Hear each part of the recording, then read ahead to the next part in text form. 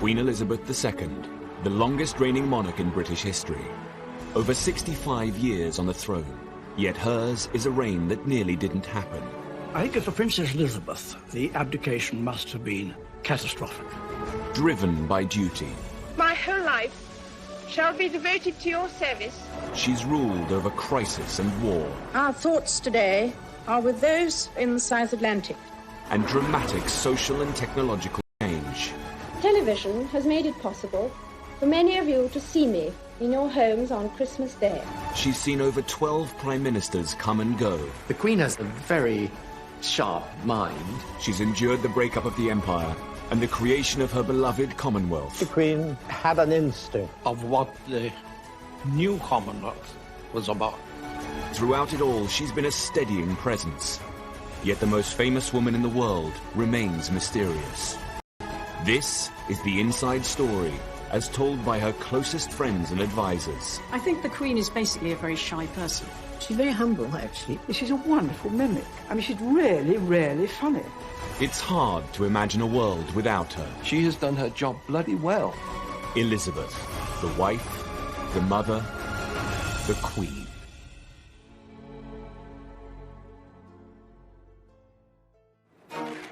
The 90s had been a very difficult decade for the Queen. She dealt with a very public backlash after the breakup of her children's marriages.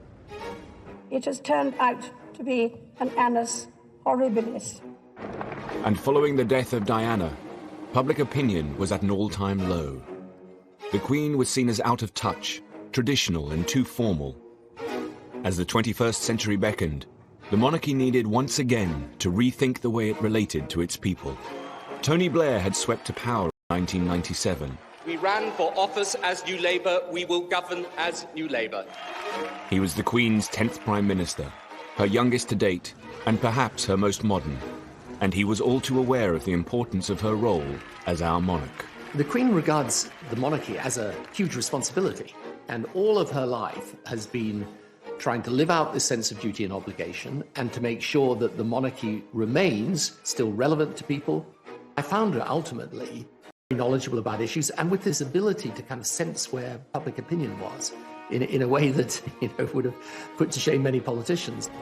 Alistair Campbell was Tony Blair's Director of Communications at the end of the 90s and has written about the Queen. One of the people I interviewed, one of her circle, talked about how important it is to her that she is held in affection. He said the opposite of affection is disaffection, and if you have a public disaffected with the monarchy, you have no monarchy. The new century was a chance for the Queen to rebuild bridges and reconnect with her public. And Tony Blair wanted to help the monarchy do just that. To celebrate the arrival of this century, New Labour built the Millennium Dome and planned a huge New Year's Eve celebration to be televised to millions of viewers. Tony Blair wanted the Queen to be guest of honour and join her people at this significant time.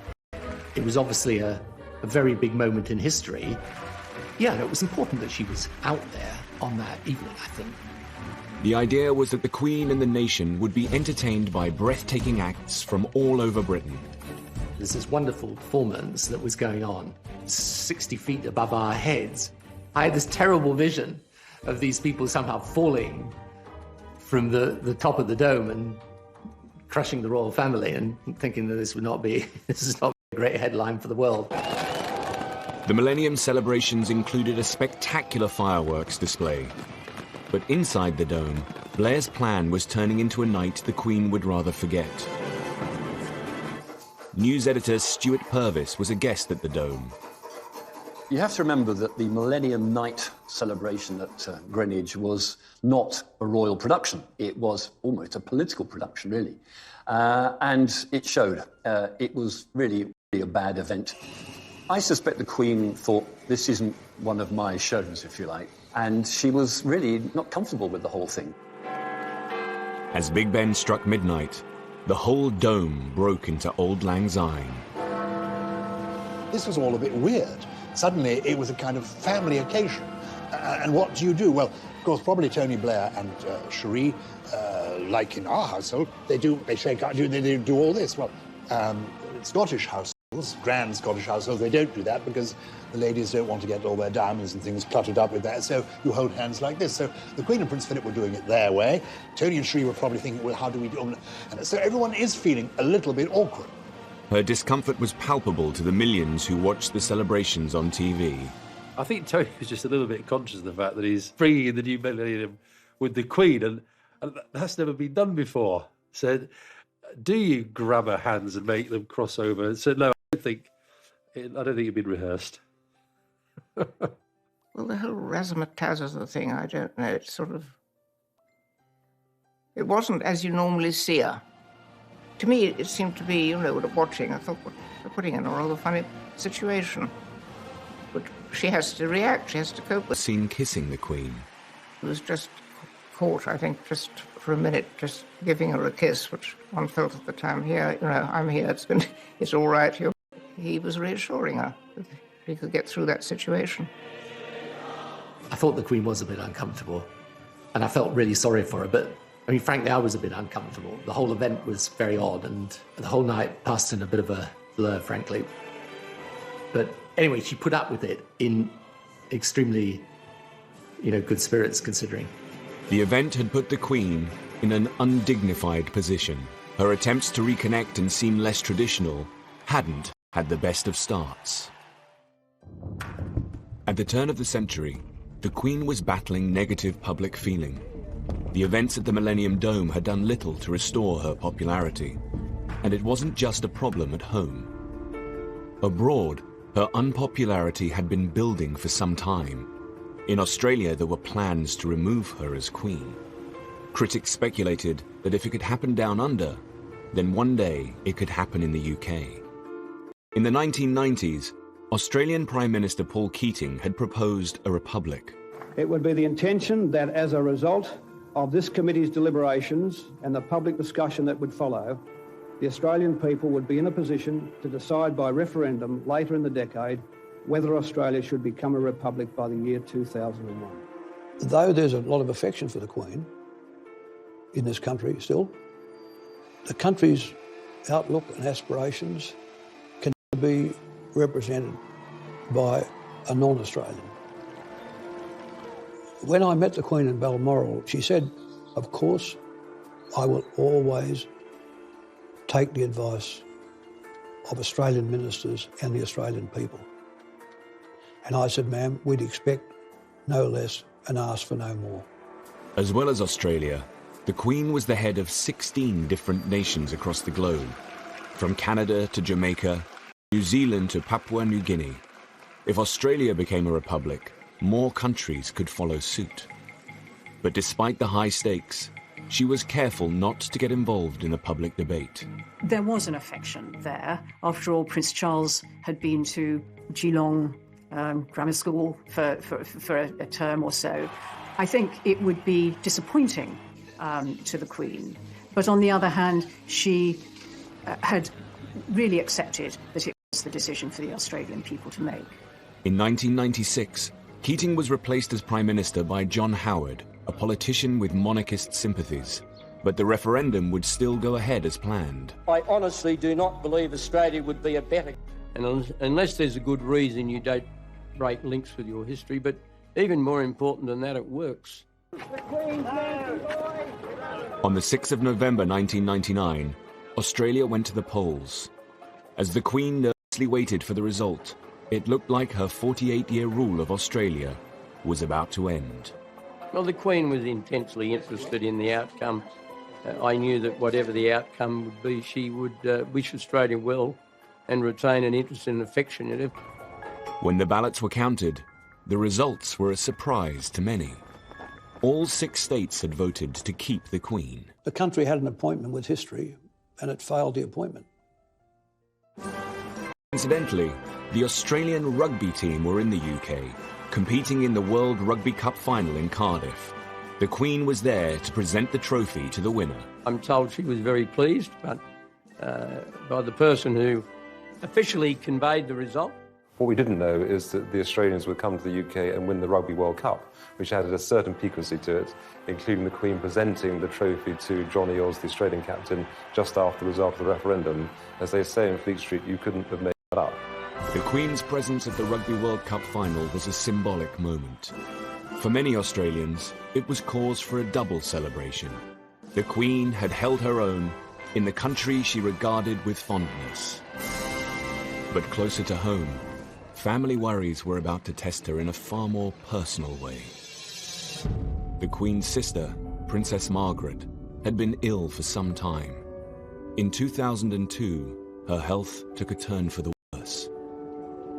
Princess Margaret had always been the Queen's glamorous and mischievous sister, and they were devoted to each other.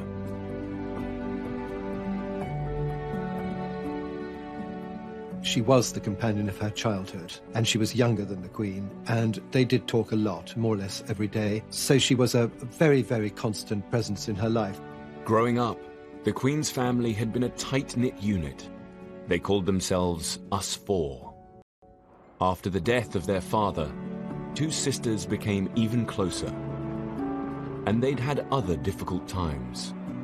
In the 50s, the Queen had not been able to support her sister's relationship with divorcee Group Captain Peter Townsend. But despite this tension, they had remained close. Lady Glenconner was one of Princess Margaret's best friends and a maid of honor at the coronation. Princess Margaret adored the Queen and was always very loyal. I mean, she always talked and was very proud of what the Queen had done and all that. During the breakup of Princess Margaret's marriage to Anthony Armstrong, with her a lot, and she sort of did her best to make it better for Princess Margaret, I think. In February 2002, Princess Margaret died from her third and final stroke. The Queen had lost her only sister. Well, I would imagine she was expecting it, because she had Princess Margaret been ill for a very long time. We were all devoted to her. She was so good to everybody, and I think a lot of people wept a lot. In a way it was sad, but I was so glad that Princess Margaret, who had suffered so much at the end, and for somebody like that who had been so vivacious and beautiful and enjoying life, to see her in a wheelchair, unable to see, it broke my heart, actually. Princess Margaret's funeral was a relatively low-key affair for a member of the royal family. For the Queen, it was a doubly sad occasion. Princess Margaret's funeral fell on a very painful anniversary. 50 years ago to the day, they had buried her father in the same chapel at Windsor. When Princess Margaret died, and the Queen Mother was still at Sandringham, where she would have probably stayed, but she insisted on coming down to Windsor and taking part in the funeral. A fragile Queen Mother didn't want to be seen by the press. We all sat in front, all the ladies in waiting, together, and it was terribly poignant because the Queen Mother was a wheelchair, and when the coffin went by, she tried to stand up. I think she may have been helped up so that she could be standing when Princess Margaret's coffin went. Princess Margaret was cremated, one of the first members of our family, I think, because she wanted to be buried between her parents. There was any room, really, for ashes. In the weeks after Princess Margaret's death, the Queen Mother's health continued to deteriorate. The Queen had obviously been worried about the Queen Mother for some time because the Queen Mother was an enormous age and was appearing in public very regularly. The Queen would obviously be worried that she was going to fall over or something, which luckily she never did. I think the Queen Mother had been ill for some time, and she had some trouble with her lungs, I think. Constant coughing and that sort of thing. But it was all kept fairly low-key, they didn't talk about it much. And she was, after all, in her 102nd year, I think. Wonderful. The Queen Mother had been the Queen's rock throughout her 50-year reign. I think hardly a day went by without communication between them, either visit or telephone call. And when the Queen was overseas, she wrote a series of letters every day back to her mother. I mean, the Queen Mother had a lot of adulation from the public, and people got a lot of her mother's qualities in her, the Queen. Just 6 weeks after Princess Margaret's death, on the 30th of March, the 101-year-old Queen Mother passed away. The Queen Mother, mysteriously and miraculously, waited until the one day in the year when she could have died without any inconvenience to anybody. She waited until The Queen was at Windsor, with all her family around her. The Queen was out riding and was just summoned to Royal Lodge, and as I understand it, the Queen Mother had her head perfectly all right until about 10 minutes before she died, when she just sort of basically spun away. The two women who had been closest to the Queen throughout her 50-year reign were now gone. She'd lost her mother, who was not only a friend and companion, but her mother, somebody she spoke to every day on the telephone, that she would visit regularly, that she knew and loved, and was the link also with her father, a key figure in the Queen's life. The Queen Mother's would be the first royal public funeral at Westminster Abbey since Princess Diana's in 1997. There was speculation in the newspapers that people wouldn't turn up, that, the Queen Mother, being over 100 years old, belonged to another generation, that people wouldn't remember her. In fact, people turned up in their hundreds of thousands. The country was mourning. Sir Michael Wilcox was the Queen's black rod at the time. He was her daily representative in Parliament and responsible for many ceremonial duties. After the Queen Mother's death, he organised for the coffin to be brought to Westminster Hall, where the public would come to pay their respects. Initially, when she died, and at the first coordinating meeting at Buckingham Palace, there was a sense that we should only open the lying in state for a limited period during the day. And I argued against that. I felt that the nation would turn out for the Queen, both in sympathy and to show their affection. We opened on the first morning, and within 3 hours we had a 3-mile queue. And I then said, OK, we'll keep it open 24 hours a day. It was overwhelming, and the queue went right the way out down the other side of the Thames. There were all kinds of people. There were young children, young mothers, young families, and the older generation. So you name it, and they're in that queue. Over 1 million people came to mourn the Queen Mother. It is the fairy tale Queen Mother, the mother of our sovereign. For much older people, she was the Queen during the Second World War. She represented their lifetime story. There is an outpouring of emotion that is about oneself, one's country, exemplified in the life of the person who has died. One hesitates to compare it to the emotion over Diana, but it was, after the death of Diana, swung decisively in the monarchy's favour. She's had a great life. Diana only had a short life, but she's done so much for history, she's gone through so much, and she just really puts the backbone back into Britain. She was a wonderful lady. We love him very much, and he do a lot of good for we. As the Queen left Westminster Hall, the crowd reacted in a surprising way. It would be a transformative moment as the public now began to support the Queen. There was this very polite, very discreet clapping, which was almost symbolising the transference of affection from one great matriarch to another, and I know that the Queen was very touched by that. On the eve of the funeral, the Queen addressed the nation. Ever since my beloved mother died over a week ago, I have been deeply moved by the outpouring of affection which has accompanied her death. But the extent of the tribute that huge numbers of you have paid my mother in the last few days has been overwhelming. I thank you for the support you are giving me and my family as we come to terms with her death and the void she has left in our midst. It must have changed her life enormously to lose her mother and her sister within a few months of each other like that. It must have been very traumatic for her, very sad. I think she missed them a lot. I mean, suddenly she lost her two best friends, really. After the service at Westminster Abbey, the Queen Mother's coffin was taken to Windsor Castle, its final resting place, alongside her husband and daughter, Princess Margaret. I think with the death of the Queen Mother, there was a subtle change in the role of the Queen. Now, the Queen was the oldest member of the family. She was the matriarch. She, as it were, was moving into the Queen Victoria role.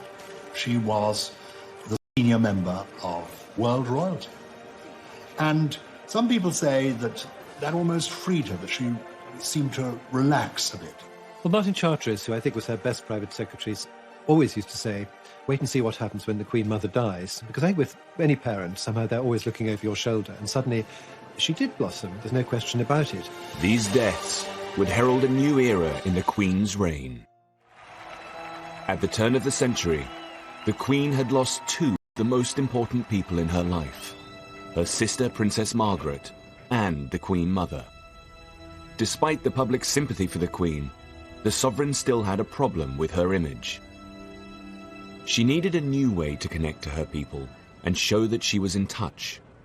She and her senior advisors had created a working party to develop a new strategy. They called it the Way Ahead Group. She, not just the Queen, every single member of the inner royal family came to the Way Ahead Group and private secretaries. The meetings were sometimes a bit chaotic. I recall that the Queen had a bit of a tendency to chat to whoever was sitting next to her rather than paying full attention to the proceedings. The Duke of Edinburgh had to sort of call people to order from time to time. One of the issues the group looked at was the itinerary for the Queen's public engagements. The Way Ahead Group suggested that she made her visits edgier and more inclusive. We needed to look at the way the royal programme was made up and modernise it a bit and make sure that the monarchy reflected society more accurately. I mean, there were lots of visits around the home counties because of the proximity of Windsor and Buckingham Palace. Should there be a greater geographical spread, making sure that, different parts of the country saw all this happening. When she visited industry, she tended to go to factories when actually the way the economy had moved was that there were far more service companies. For instance, in the entertainment sector, it's easier to get a little bit stuck in your ways. This was a deliberate attempt to just nudge things forward a bit. The Queen is very pragmatic. She's willing to look at the pros and cons of an argument and then go for something that's, the modern way of doing things. That's another feature of her character. 2002 would be the Queen's Golden Jubilee year, marking 50 years on the throne. But had the Queen done enough to reach out to her people? Had the Way Ahead Group's planning been successful? I remember the Silver Jubilee of 1977, and what a huge event it was, how exciting it was, the street parties. And then as we came up to the Golden Jubilee, 25 years later, 50 years of Elizabeth II on the throne, I sensed, oh goodness, it's not going to be as big an event. Somehow this last decade has been too troubled for the royal family. It's going to be a bit muted. And I think there was apprehension within Buckingham Palace as well.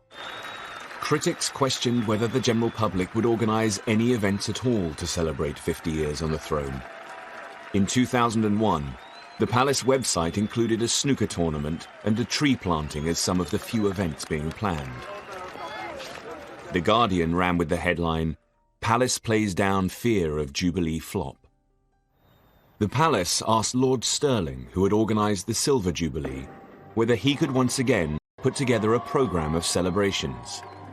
But even he had his reservations. I said that I need about 48 hours to find out as to whether or not there will be the appetite, because so much had happened, as whether people even wanted to celebrate. Lord Stirling called his friends in big business. Get support of about close to £3 million. He now needed to get the public on side. I remember asking Murdoch and crowd how they would feel about supporting it, and Rupert in particular was hugely supportive of the Queen, etc. Rupert Murdoch's newspapers began to get behind the Golden Jubilee. The Sun tried to encourage its readers with the headline, "Have a bash for Her Madge." It would not have been sensible to have spent a lot of time saying, this is going to be the greatest event in British history. I think one of the great insights was, don't set expectations too high, and that would have come from the Queen herself, who doesn't like a fuss. The Queen's Golden Jubilee celebrations kicked off with a nationwide tour. But would the public turn out to greet her? Some were fearful that the Queen might turn up and there wouldn't be a particularly warm welcome. Or would there be a welcome at all beyond the mayor turning up and the civic dignitaries? In fact, it was a huge success.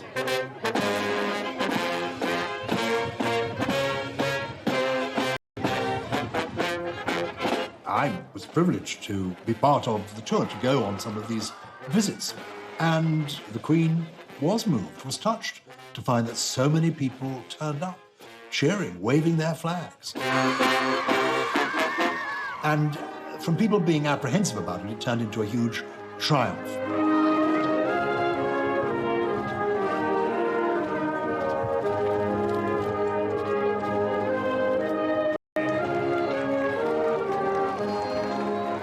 and she said, "What's this?" And I said that it was a picture and I drew it for her, and she said thank you. I thought she was going to be quite nice, and she was. The Golden Jubilee was a great opportunity to put further into practice some of the initiatives that had been trialled in the previous years. So I think that was a really good year. And people were genuinely surprised that the Queen was out and about in the way that she was, visiting inner cities, disadvantaged people, showing Britain for better and also the areas that needed to have light shone on it. In her Golden Jubilee year, the Queen also visited the industrial town of Scunthorpe and her first British mosque. To engage with the Muslim community in this way was one of the most mould-breaking decisions she'd ever made, and one of the most inclusive. The idea came after 9/11, when the terrorist attack on Twin Towers, and I said to them that I need to send a letter to Her Majesty the Queen to invite her. We got a top-class mosque in London and all this area, and she decided to not go there, but decided to come in small, tiny town, North Lincolnshire, which was great. 9/11 just happened. There was a lot of from Her Majesty the Queen to come to the mosque at that time to show that doesn't matter what happened, nobody can divide us, and we are one nation and one people. And I personally really appreciate that. She took the shoes off and she came into the mosque. We were all lined up, everybody, to meet her. We were all anxious and not really prepared, but when we met Her Majesty, it was like meeting someone that we knew from our childhood. She was such a nice, down-to-earth person. Queen takes a huge interest in people when she meets them. I mean, she doesn't just shake hands and turn away. She really wants to talk to them and to know what they're doing and what their interests are. She was very interested in the history of Islam, especially the Mecca, because we had all the pictures here, you see, and she was asking about that. And I was lucky enough to give her a Quran myself, which she accepted, and I think it's still somewhere kept in a safe place, maybe in Buckingham Palace, I don't know. And she might read it. She is Queen for all of us, and it is fantastic that we made the history. Rest of my life and other people's life, it will stay with us. You know, what she did was really, she won the heart of millions of Muslims. At the start of the century, the Queen had been unpopular and out of touch. In her Golden Jubilee year, she showed that she was prepared to evolve as she met different kinds of people and went to new places. Change has become a constant. Managing it has become an expanding discipline. The way we embrace it defines our future. Her Jubilee Parade in June 2002 was the ultimate example of this relaunch. This was a new, more inclusive kind of monarchy. 20,000 people marched down the Mall, including firemen, circus performers, Bollywood dancers, and even Hell's Angels.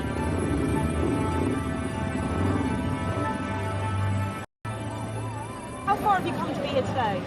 How far is Australia? 10,000 miles? Oh, well, I'm a true royalist. I just think it's wonderful. The whole world seemed to have come out to celebrate with her. As the highlight of the celebrations, the Jubilee organisers planned 2 huge concerts at Buckingham Palace, one classical, one pop. 3 years earlier, the Queen had been the guest of honour for the New Year's Eve celebrations at the Millennium Dome, which had left her feeling uncomfortable. The Jubilee concerts were her opportunity to show the world that she could be less traditional, less stiff, an event to take place in its grounds. I had the pleasure of an audience with the Queen to bring her up to date as what was transpiring, and it was in her private office with one of the great bay windows at the back of the palace. And then I mentioned about the various events, and in particular, the concerts were going to take place at the palace. And she said, "Oh, yes, you must come." And come. So we went, and she took me over to the window, and of course, outside, they've got all the bulldozers and scaffolding and goodness knows what else. And she said, "Look what they're doing to my garden." It wasn't just the great and the good that were invited. The general public would get a chance to attend the party at the palace. 2 million people entered the ballot for golden tickets. Having these major events in the palace itself, I think, was a brilliant idea, as it sort of draw people into it as against having the mystique. The pop party at the palace lasted for 3 hours.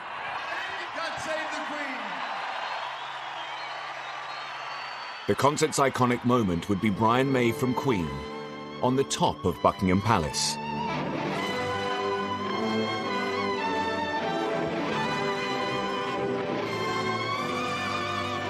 The Queen had heard her national anthem many times, but not quite like this.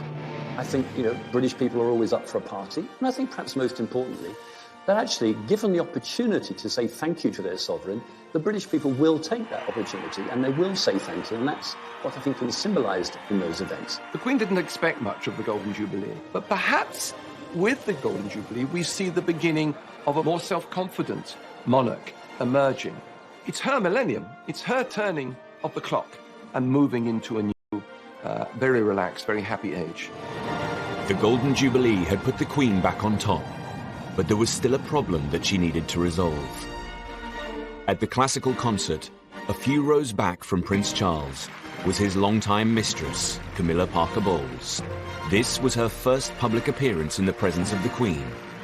For the Queen to truly put the difficulties of the past decade behind her, Camilla's status in the royal family needed to be dealt with once and for all. By 2005, it became clear that Prince Charles's relationship with divorcee Camilla Parker Bowles needed to be sorted out. Camilla's presence tarnished the Queen's public image. Divorce from the early years has been the bugbear of the Queen's reign, from the abdication through Margaret and then up to Charles and Diana. It manifested itself still as an issue when it came to the remarriage of these two divorced persons, Charles and Camilla. But there was this extra for the breakup of the marriage and the tragedy of Diana. By the time of the Jubilee, Camilla was living with the Prince at Highgrove. He had always made it absolutely clear that she was a non-negotiable part of his life. So you have a situation where the Prince of Wales is basically, if I can put it like this, living with his mistress. And that's not very satisfactory, because one day he becomes head of the Church of England. She was a divorcee. He had also been divorced, but his first wife was dead. In an attempt to introduce a more positive image of Camilla, Prince Charles ran a carefully planned public relations campaign. The Camilla problem needed to be settled before his succession to the throne. If he was going to marry her, it had to happen during the Queen's reign, and so a very well orchestrated campaign set up, which took about 2 or 3 years, at the end of which they were able to marry. The 9th of April 2005, Charles and Camilla married in Windsor Registry Office. But there was one key person who could not attend. The Queen clearly believes in being the defender of the faith, and people also forget she is the supreme governor of the Church of England. So there are certain things that she will not do because of the kind of authority God has given her. The Queen could not possibly be seen to countenance the remarriage of two divorced persons. So it was quite simple. They had to go down to a registry office in town, in Windsor, and get that side of things done, the public side, with her not involved. But it doesn't mean she will be unloving. So she would really recuse herself from those areas which, in fact, she says to herself, I am the supreme governor, but Charles, my son, a service where God's blessing and forgiveness is being asked for, I'll be there. The Queen did attend the blessing and hosted their reception at Windsor Castle. Sir Nicholas Soames was one of the wedding guests. It was a wonderful day, a huge gathering in St George's Hall. And the Queen was very, very much on parade. And she made the most charming speech. It was a special day for the Queen in more than one ways, in that it was the day of the Grand National. Brass tapped. Voice says, the Queen has an announcement to make, an important announcement. And the Queen stands there and says, yes, exciting news, everyone. Hedge Hunter has won the Grand National. She used it as a metaphor and talked about Charles and Camilla and said how they'd survived Beecher's Brook, how they'd survived the chair and all the other obstacles. She said, welcome to the winner's enclosure. And to liken the struggle that they'd been through to the Grand National from the Queen really was the sign of approval. She was absolutely charming, and there was a great roar of approval. I mean, a great roar after she'd done it. And it was a great day. No, gosh, I mean, what a time it has been. The marriage seemed to draw a line under the Queen's troubles. In 2006, as she approached 80, the monarch moved into a new phase. I do think the press in particular didn't see the royal family institution, the monarchy, as being a source of stories in the way that they had previously, and that made a difference. I think the country were getting used to a new generation of the royal family, and I think the fact the young princes were emerging made a huge difference. I think people began to see the Queen also not just as a mother, but as a grandmother. As the decade ended, her grandchildren began to take a more visible role in royal life. They obviously love her, and I'm sure she loves them too. And I'm sure they go to her for advice, because they couldn't have a better person to ask. I think if you asked Prince William and Prince Harry if they'd learned anything from the Queen and the Duke of Edinburgh, they would say a great deal. I know that's the case because I've heard them talk about their grandparents in terms of respect, affection, but also seeing how they do things. And if you like the style of Prince William and Prince Harry, it's because they've learned a lot from past masters at the game.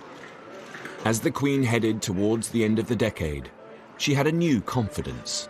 I think the Queen is basically a very shy person. I've seen her stepping out of the royal train and having to gear herself up to face the crowds many times.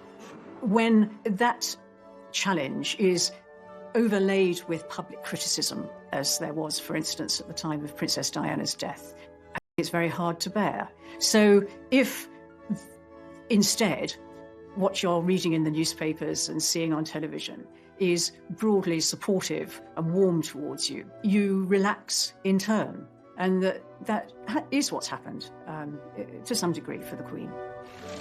Finally, she came into her own and became in many ways a different woman, clearly at ease with herself, but she is clearly totally at ease enjoying her job, and the country is enjoying her doing it and wants her to go on doing it as long as jolly well possible. She had seen personal loss with the deaths of her mother and sister.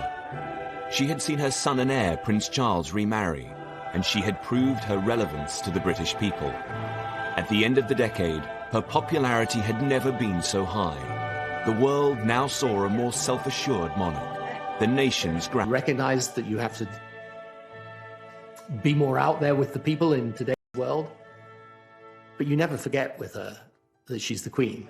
And that ability to retain the aura at the same time as move with the new age, that's really what marks her out, I think. In 2012, the Queen celebrated her Diamond Jubilee, marking 60 years on the throne. She became only the second monarch in British history to reach this landmark. The first had been her great-great-grandmother, Queen Victoria. Queen Elizabeth II's reign had encountered many highs and lows in its 6 decades, but she had come through them all. Inevitably, a long life can pass by many milestones. My own is no exception. As the Queen moved into her 90s, the decade would test her strength, wisdom, and moral leadership. But in 2012, the UK prepared to celebrate the Queen's Jubilee and thank her for her years of service. By the time of the Diamond Jubilee, the Queen had had a bit of practice at Jubilees. They didn't worry her so much anymore. She had entered this more serene, less controversial aspect of her reign.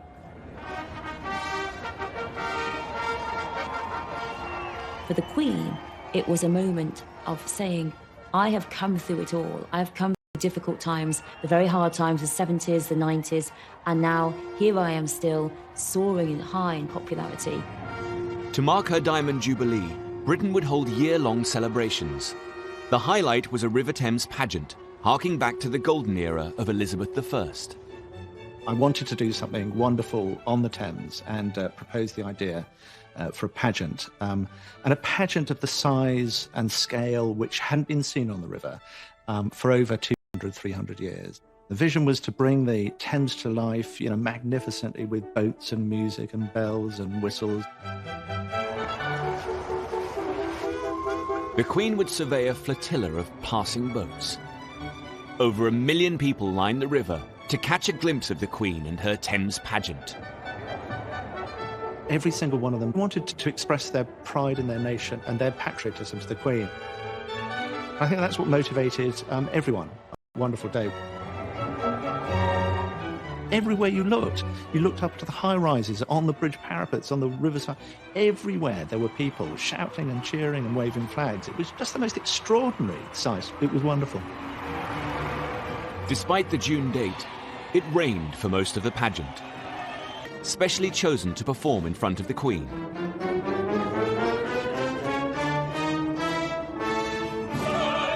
One of the singers was Monica. We sing Land of Hope and Glory, and then we're greeted by the royal family. And it is honestly one of the wettest weather experiences I've ever encountered. But until we actually saw the Queen, it didn't quite hit us precisely how fantastic this occasion really was. And then I don't think anyone felt wet or cold. And I think it just took on a kind of quite strange, otherworldly moment.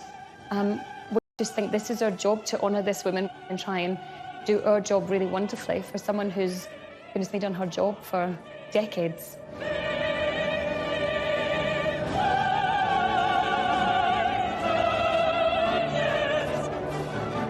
And I'll always remember the image of the singers with mascara running in the rain. I never imagined it like that in the 3 years of planning, that's the way it would turn out. But it was wonderful in the way it was completed.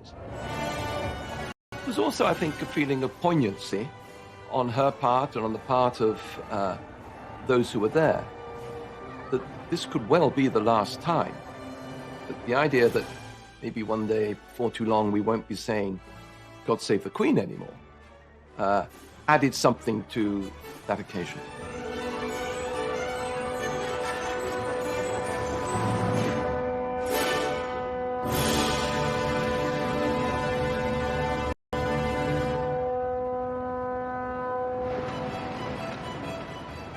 As one of the world's longest-serving sovereigns, the Queen has a unique wealth of experience to draw on.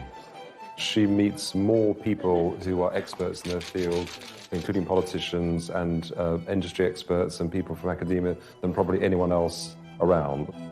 Throughout her reign, she's received red boxes with ministerial papers and briefs from Downing Street every day. It's hard work it is when you think about the Queen every night of her life. Most people can probably go home and do what they want to do, but the red box appears every single night. As long as she's been monarch, the Queen has held a weekly audience with her Prime Minister. From Winston Churchill to Margaret Thatcher and Tony Blair. At a superficial level, she was just the Queen, listening to the Prime Minister, as it were, and exchanging different conversation with the Prime Minister. But as the time went on, in my interaction with her, I came to have a real regard for her basic judgment and perception about society, about the country, about the people of the country. All this helped to end hundreds of years of hatred against the British.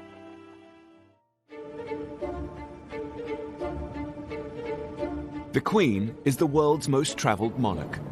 She has officially visited over 120 countries. But in 2011, she went to a new place, just 100 miles across the sea, the Republic of Ireland. She was always really interested in the peace process, very committed to it. One of the few conversations where she literally picked up the phone and you held the phone, as they said, it's the Queen on the phone, was after the Northern Ireland peace agreement. For over 100 years, British rule had been viciously contested in Ireland. Hundreds of people on both sides of the water had been killed in what came to be called the Troubles. The Queen herself suffered great personal loss. In 1979, the IRA had murdered close family members, Lord Mountbatten and his 15-year-old grandson. Known to her as Uncle Dickie, his death had been a huge shock. Queen, I think, was genuinely fond of Mountbatten. It was a totally gratuitous, pointless murder. To honour this great loss, he had been given a funeral at Westminster Abbey. But I think the depth of feeling is so terrible at that time. You know, with the IRA and what they'd done, and how do you forgive, you know? But you have to move forward best you can. The Queen's visit to Ireland would be an extraordinary moment of diplomacy and would test her personal strength. The truth of it is that it had to be right from the Irish perspective. You know, there's a long history. Some of that history has been bloody and brutal, and it's a moment you've got to choose very carefully when the Queen, I mean, the symbol of Britain, comes to visit the Republic. It was the Queen's, obviously the Queen's own idea that she should go to Ireland, and probably had wanted to for some time. I remember thinking, you know, just hope everything's going to be all right. The visit witnessed one of the country's largest security operations. Mary McAleese was the President of Ireland, who hosted the Queen's stay. I can tell you that when we invited Her Majesty the Queen to come to Ireland, there were a lot of people who were not happy. I got the letters. We knew that there would have been people who would not have wished her well. So yes, security was massive. On her first day, the Queen went to Dublin's Garden of Remembrance, a site that commemorates the Irish. Now, here was the Queen, paying her respects. She laid a wreath, she stepped back, and she did something that nobody really expected. It's a simple thing. She inclined her head. In that gesture, you could almost hear the softening of the arteries of resentment, the softening of the anger, the winning over of people. Her speech at the state dinner in Dublin Castle stunned all of the guests. The very first words she used, to everybody's surprise, were 5 Irish words.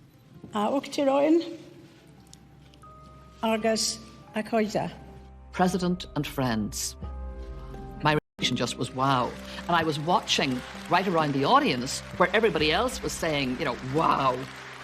The saying of that in the Irish language went deep into the hearts of people because for generations, the British establishment had tried to obliterate this ancient language and had come very close to doing so. The speech continued in a very personal tone. Through the history, our islands have experienced more than their fair share of heartache, turbulence and loss. These events have touched us all, many of us personally, and are a painful legacy. We knew that she was talking obviously about Lord Mountbatten. We could feel this was a human being whose hurt and pain was real, happened in our time, happened as a result of our historic enmity. The entire trip took some very bold and risky decisions.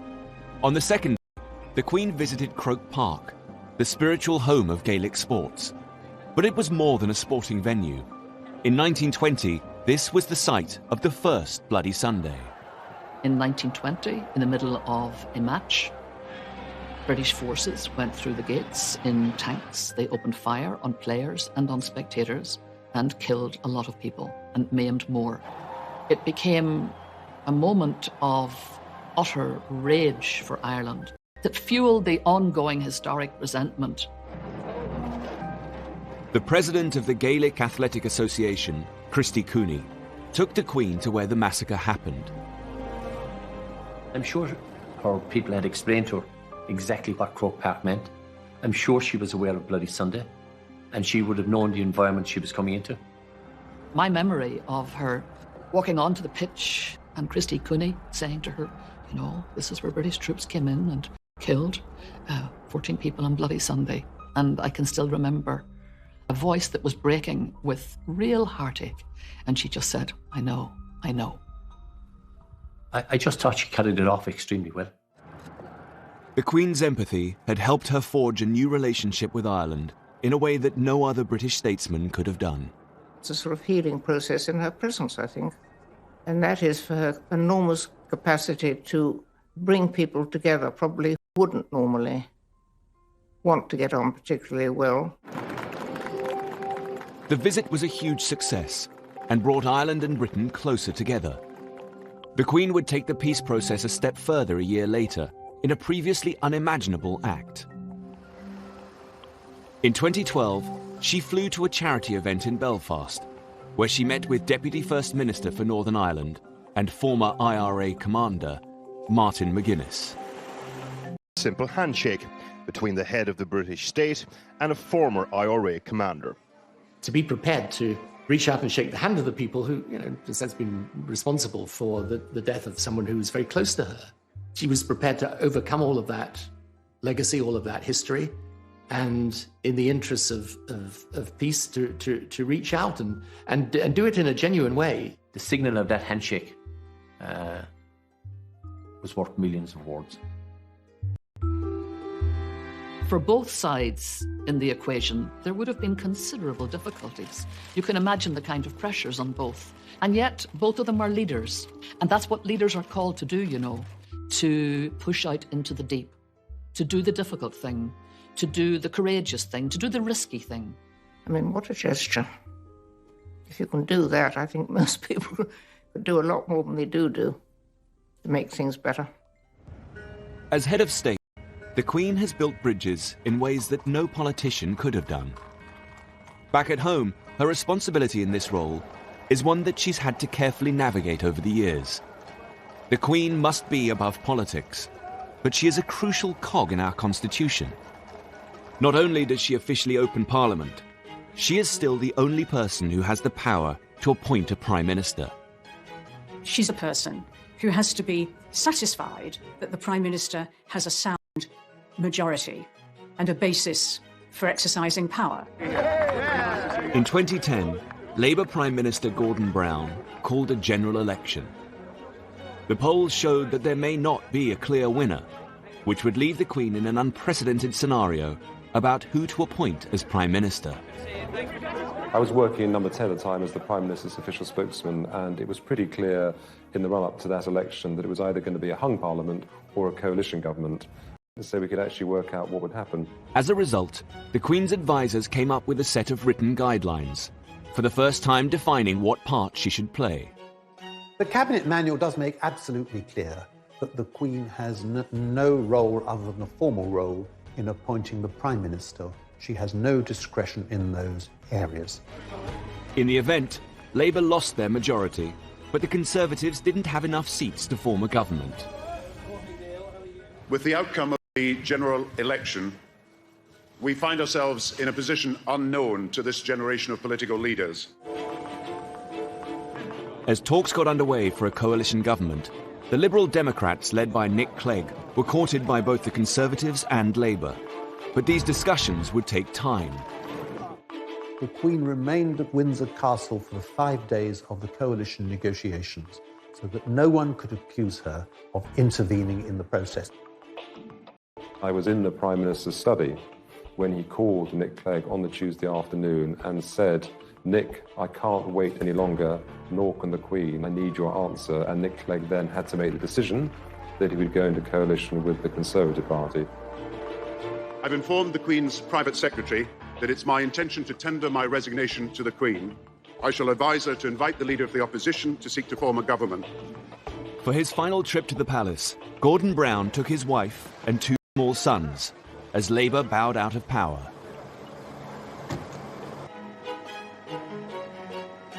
The Queen's private secretary could now call David Cameron to the palace. He would become her 12th Prime Minister, and her youngest to date. She has understood the role of the Crown in the British Constitution so that our political system can work, and she makes it work by not interfering.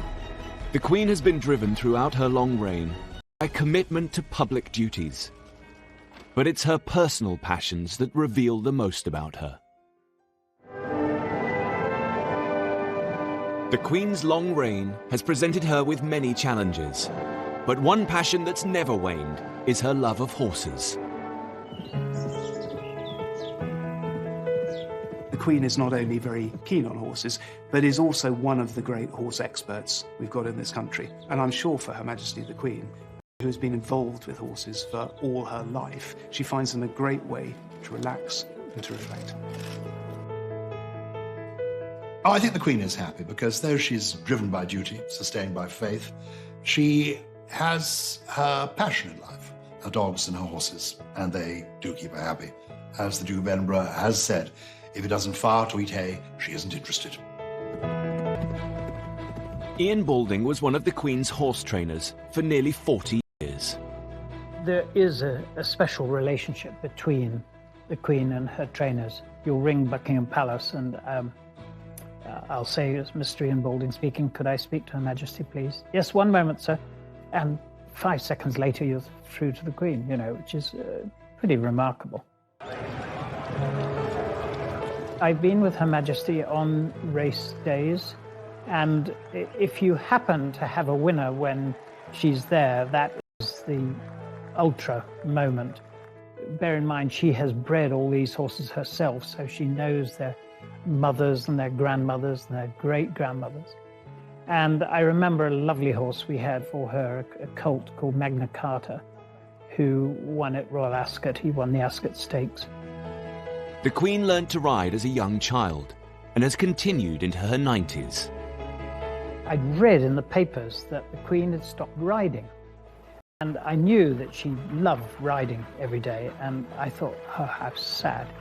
And I wrote to her saying, ma'am, I'm so sorry to hear you've given up riding. Anyway, I had a letter back in the post the next day, literally saying, that's absolute rubbish. I haven't stopped riding at all. The Queen's personal life is closely guarded, particularly in one of her favourite places, Scotland. She is descended from the kings of Scotland and spends every summer at her home in Balmoral. It is a magical place because it's so timeless. And the dogs are there, the children can be there, friends are there, and there you are, the castle's their home. Well, Balmoral is a very relaxed place, and I think the Queen feels relaxed when she's there.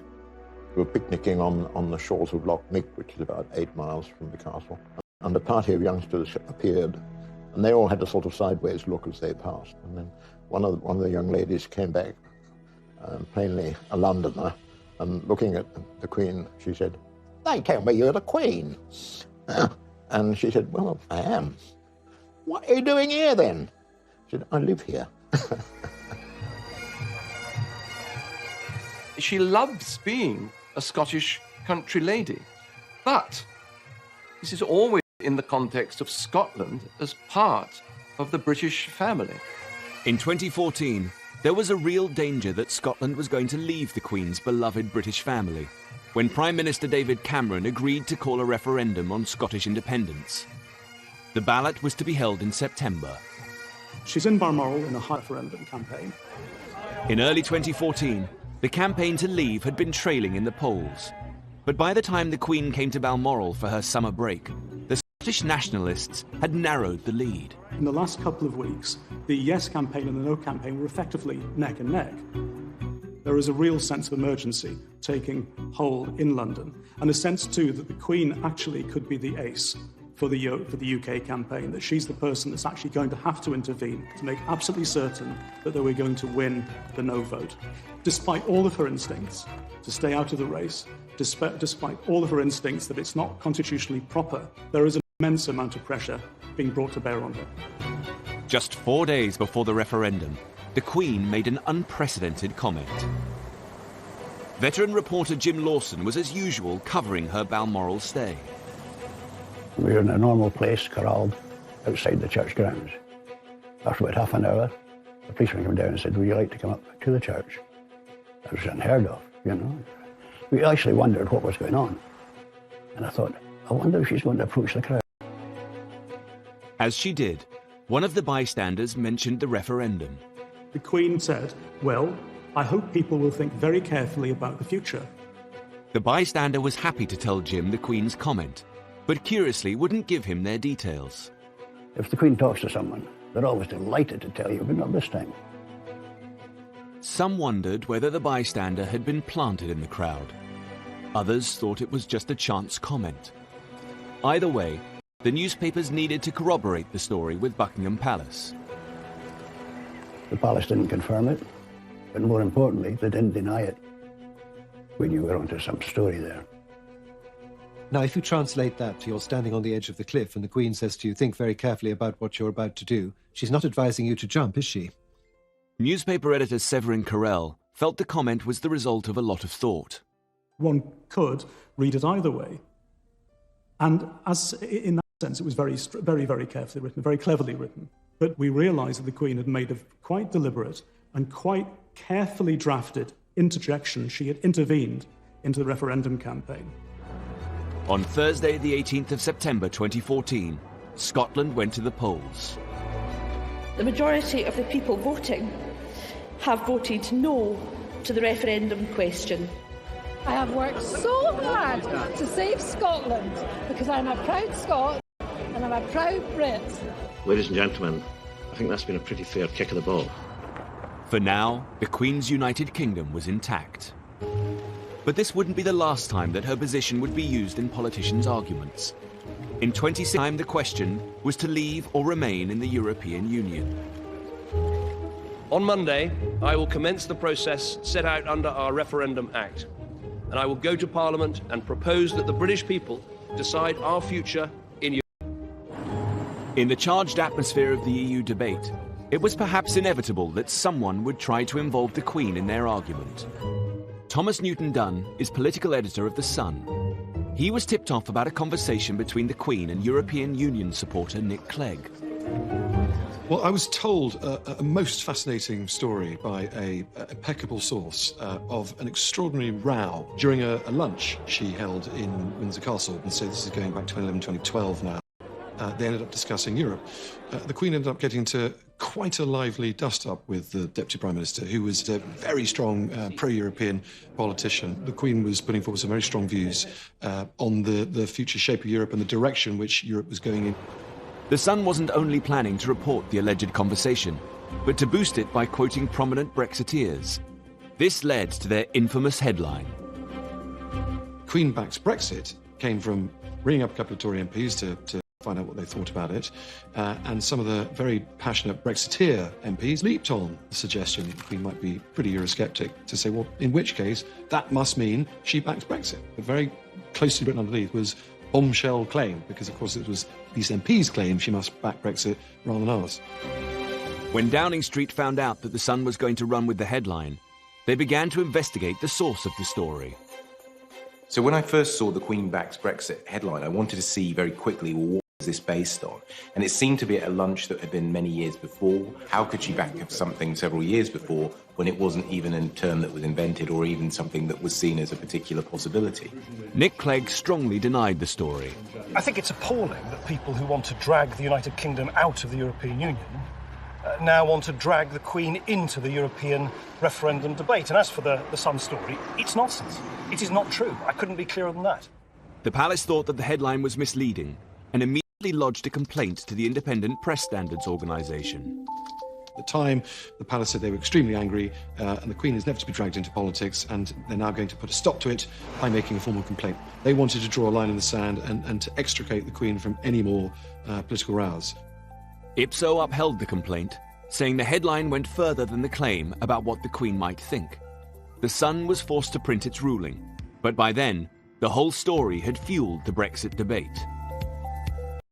I don't know that you could necessarily say that it persuaded people to vote for Brexit, but I think it was certainly another tick in the column of people who wanted to leave the EU. We know political opinions, but in public, in terms of aura, she exudes impartiality. She exudes being what a constitutional monarch should be, above politics, above opinion.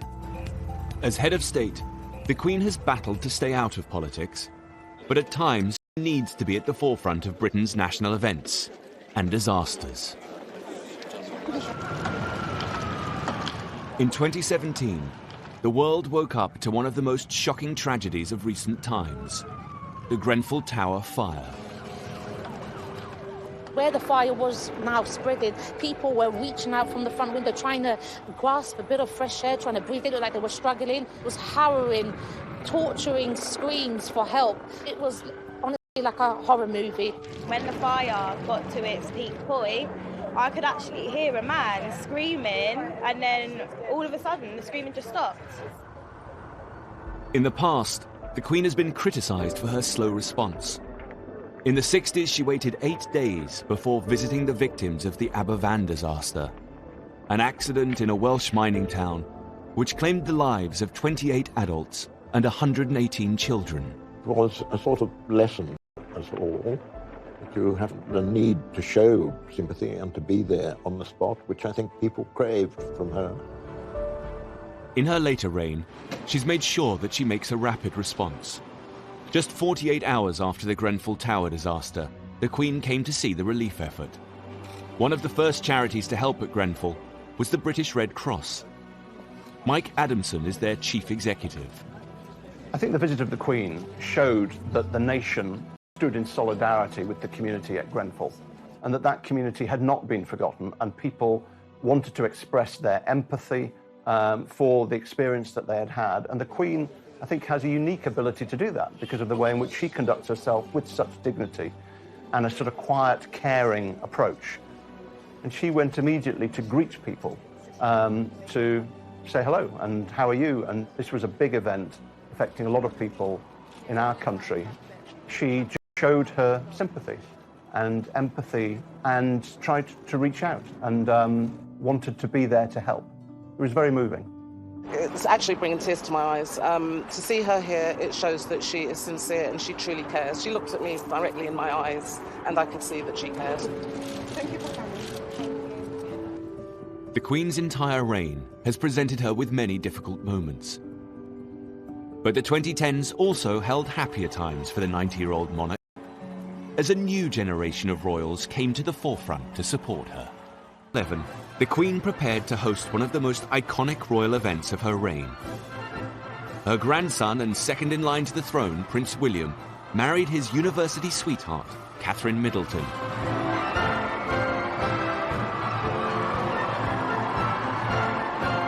It was a significant moment for the Queen's succession. The media are terribly excited about a wedding. The transparent happiness of the young couple just permeated right through the occasion. And that must have absolutely delighted the Queen. Marriage is vital to the royal family. It's about stability. It's the fact that you're going to continue down the generations. It's all about passing on the genes.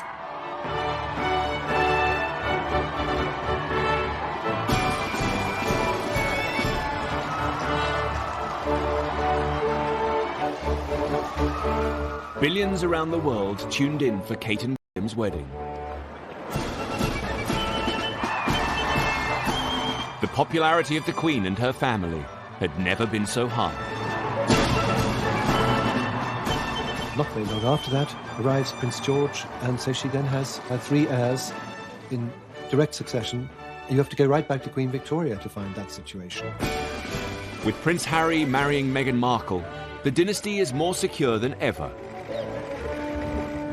The Queen has a very special relationship with all her grandchildren, particularly Prince William. It was the Queen herself who gave Prince William his constitutional history lessons. And when he becomes king, it is in her constitutional style that he proposes to reign. I think the Queen and her grandchildren are all very close, and she takes great interest in them. And they're getting to the age now when they want to help. But it always makes me cross that people concentrate so much on Prince William and forget the fact that he's not the heir to the throne, Prince of Wales is.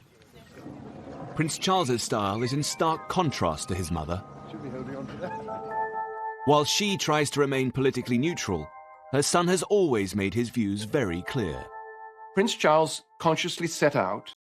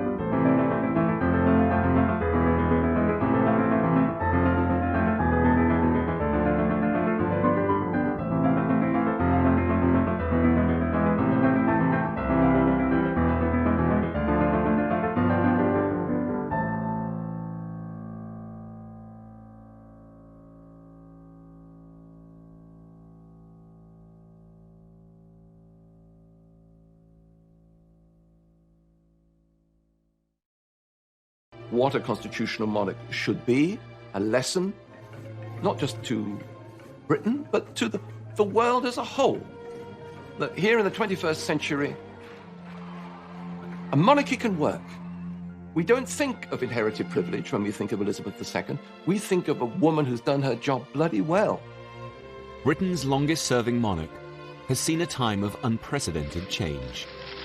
She's transformed from shy Lilibet to head of the nation and a world leader. She's also had a very interesting time. I mean, she's met over the years everybody, from Mandela to all the American presidents, you know.